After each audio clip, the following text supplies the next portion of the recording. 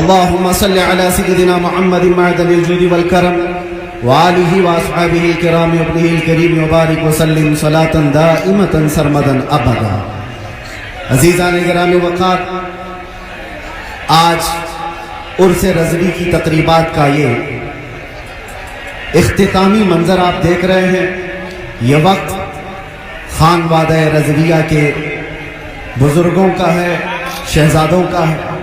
ان کے حکم پر میں حاضر آیا. ایک بات میں آپ کو بتا دوں، یہ اعلیٰ حضرت کے لیے آیا ہوا ٹھاٹے مارتا ہوا سمندر. ایک بات سمجھ کر کے چلو، اعلیٰ حضرت بنتا نہیں ہے، بنایا جاتا ہے. کسی کے چاہنے سے کوئی اعلیٰ حضرت نہیں بن جاتا. لوگ پیسے خرچہ کر کے مصر بھی چلے جاتے ہیں اور بہت سارے پروٹوکول کو اپنا کر کے، بہت سارے معاملات لے کر کے. میں خانوادہ رضویہ کی بات نہیں کر رہا ہوں، بہت ساری جگہوں کی بات کر رہا ہوں. پڑوسی ملک سے بھی کچھ لوگ آئے تھے، بہت بڑا جمگٹا لے کر کے اساتذہ مصر کو بھی جمع کر لیا اور سوچتے تھے کہ وہ اعلیٰ حضرت بن جائیں. ایک بات یاد رکھیں، اعلیٰ حضرت صرف علم سے بھی نہیں بنتا اور صرف عمل سے بھی نہیں بنتا. اعلیٰ حضرت کے لیے خاص عطائے مصطفیٰ ہونی پڑتی ہے اور وہ چنندہ ہوتا ہے بارگاہ مصطفیٰ کا. اور ایک بات یہ بھی سمجھ کے چلے کہ اعلیٰ حضرت عظیم البرکت رضی اللہ تعالیٰ عنہ کی سیرت اگر آپ پڑھیں تو علم کے بیش بہا خزانے آپ نے لٹائے، لیکن جسمانی اعتبار سے خد و خال اگر پڑھے جائیں تو اعلیٰ حضرت کے خد و خال میں یہ ملتا ہے آپ کی قد و قامت میں کہ آپ دبلے پتلے تھے.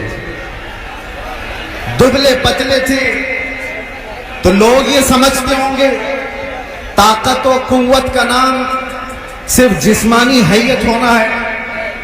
میاں 56 انچ کا سینہ ہونے سے کوئی طاقتور نہیں ہوتا.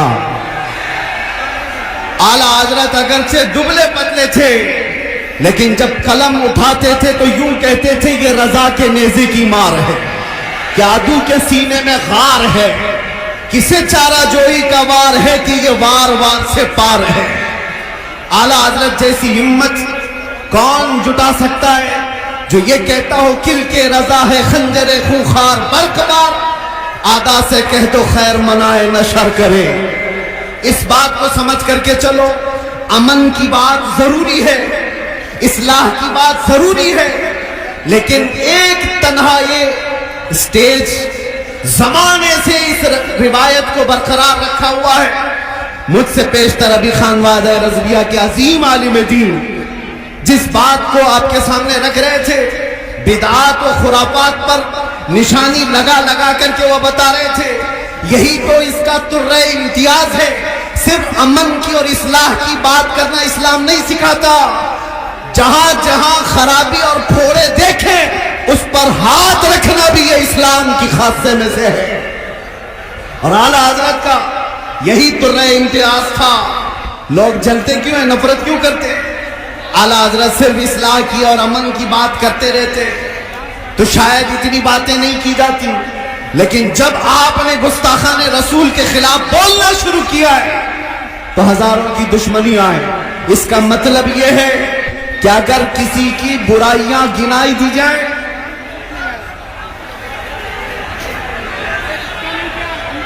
آپ اگر بیٹھ جائیں تو میں کھڑا رہوں گا اور آپ کھڑے رہیں گے تو میں بیٹھ جاؤں گا. آپ بیٹھ جائیں. مجھے اس بات کا شدت سے احساس ہے کہ آپ لوگ جتنے بڑے ازدحام میں ہیں، گرمی شدت کی ہے، لیکن یہ سمجھ کر کے چلے یہ اعلیٰ حضرت کا عرس ہے. یہ صرف سورج کی گرمی نہیں، عشق رسول کی بھی گرمی ہوتی ہے.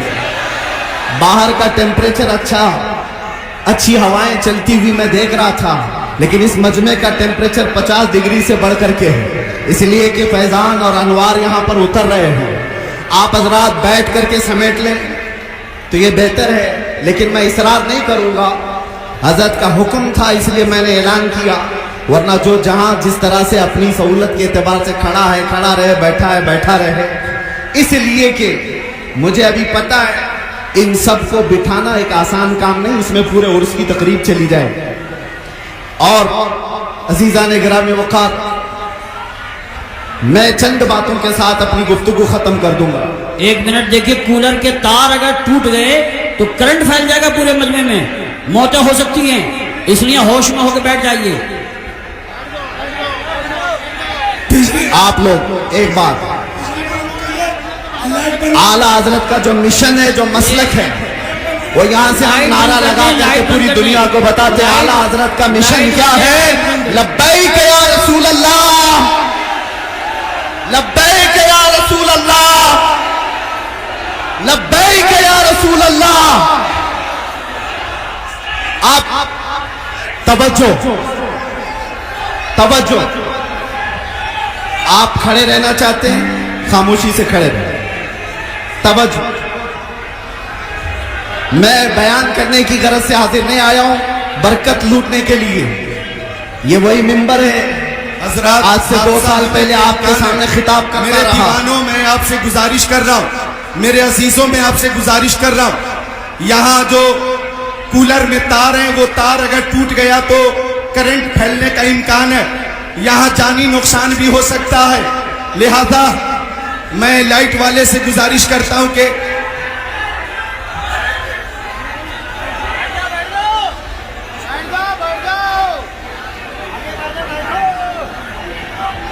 کولر کا جو تار ہے وہ ہٹا دیں، کولر کا جو تار ہے وہ ہٹا دیں۔ ٹی ٹی ایس کے ہمارے ممبران، ہلو، مائک بھی بند ہو گیا، آپ حضرات کی بھیڑ کی وجہ سے وہ تار متاثر ہو گیا۔ بس گفتگو ختم کر رہا ہوں۔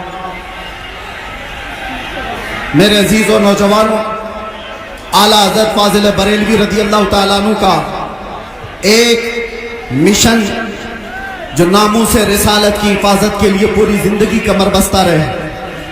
میں آپ کو بتانا چاہتا ہوں، تکلیفیں آئیں گی اس بات پر، مصیبتیں آئیں گی اس بات پر، لیکن مجھے اچھی طرح سے یاد ہے اعلیٰ حضرت کا ایک شعر میرا وظیفہ تھا 8 مہینے تک اندر ظالموں کی قید میں۔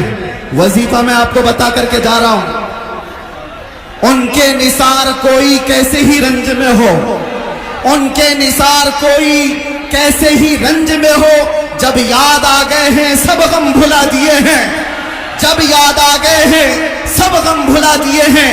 اعلیٰ حضرت کا مشن یہی تھا، ایرے گہرے نتھو کھیرے سے بات مت کرو، اپنا سب کچھ ہے انہی سے، اپنے دل کا ہے انہی سے آرام، لو لگی ہے کہ اس در کے غلام۔ میرے عزیزوں، بارگاہ مصطفیٰ صلی اللہ علیہ وسلم میں عرض کرنا ہمیں اعلیٰ حضرت نے سکھایا ہے، وہی میں میسج دے کر کے جا رہا ہوں۔ دنیا کے سامنے آس لگا کر ہاتھ پھیلا کر مانگنے سے کبھی کچھ نہیں ملے گا، اتنی بات یاد رکھو۔ اعلیٰ حضرت نے یہ سکھایا ہے، جب جب مصیبتیں زیادہ آئیں تو ظالموں کی طرف نہیں، گنبد خضرا کی طرف لو لگا کر کہو میں مجرم ہوں آقا، مجھے ساتھ لے لو کہ رستے میں ہیں جا بجا تھانے والے، چمک تجھ سے پاتے ہیں سب پانے والے، میرا دل بھی چمکا دے چمکانے والے، لبیک یا رسول اللہ۔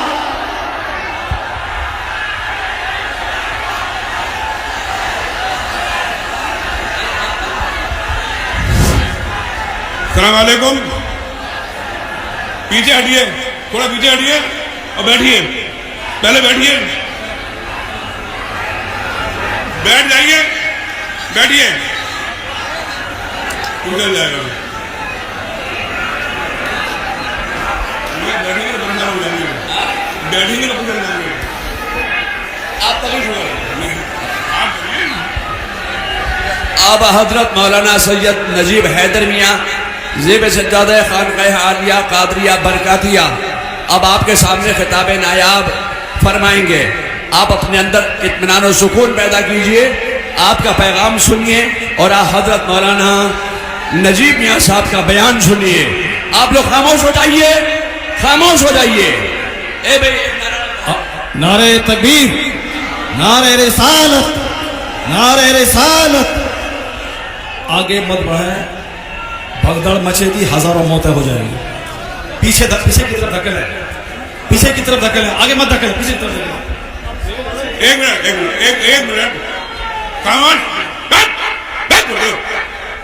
सलमान नजरी को सुनना चाहते हो?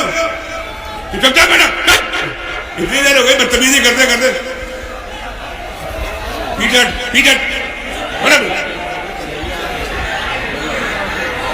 चलिए 5 मिनट सलमान नजरी साहब।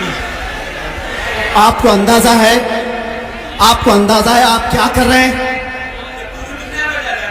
आप क्या कर रहे हैं? आपको अंदाजा है? यहाँ पर खानकाहे मारहरा के ज़ेबे सज्जादा आपसे कह रहे हैं बैठ जाएं।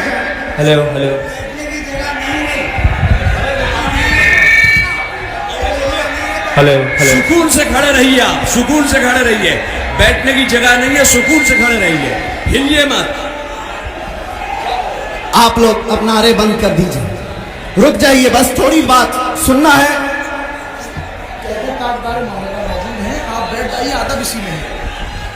कुछ अदब सीख लो।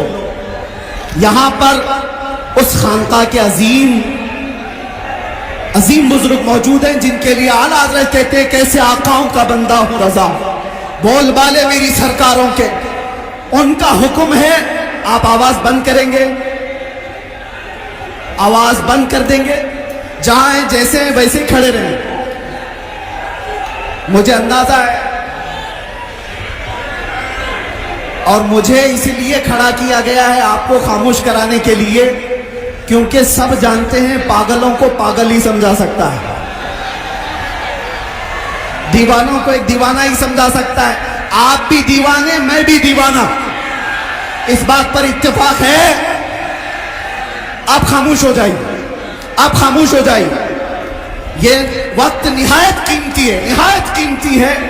आप शोर शराबे में इसको खत्म ना करें। मैं यहाँ पर आखिरी बात ये करके जाता हूँ, अल्लाह ताला सलामत रखे ज़ेबे सज्जादा आस्ताना आलिया रज़विया को, और उनकी उम्र में अल्लाह बरकत अता फरमाए। खुसूसियत के साथ हुजूर अहसन मियां साहब को अल्लाह ताला सेहत कामिला आजिला नसीब फरमाए। आज से ठीक एक साल पहले इसी मिंबर से मुझ फकीर के लिए दुआएं की जा रही थी, और जेल की दरवाजे तोड़ करके वो दुआएं अंदर भी आ रही थी। ये बुजुर्गों की दुआएं थी, या उलमा सालिहीन की दुआएं थी, और आप सबकी मोहब्बतें थी जो जालिमों के शिकंजे को तोड़कर इस बारगाहे रसूल के कुत्ते को दोबारा खड़ा कर दिया है। इस्लाम की फितरत में कुदरत ने वो लचक दी है, जितना ही दबाओगे उतना ही वो उभरेगा। और मैंने एक शेर कहा है, ये मेरी गुफ्तगू का आखिरी हिस्सा है। एक शेर ये कहा है, इसलिए करता है ऐलान झूम कर सलमान अब, इसलिए करता है ऐलान झूम कर सलमान अब। जेल थी ना कैद थी, बढ़नी थी बस इज्जत मेरी।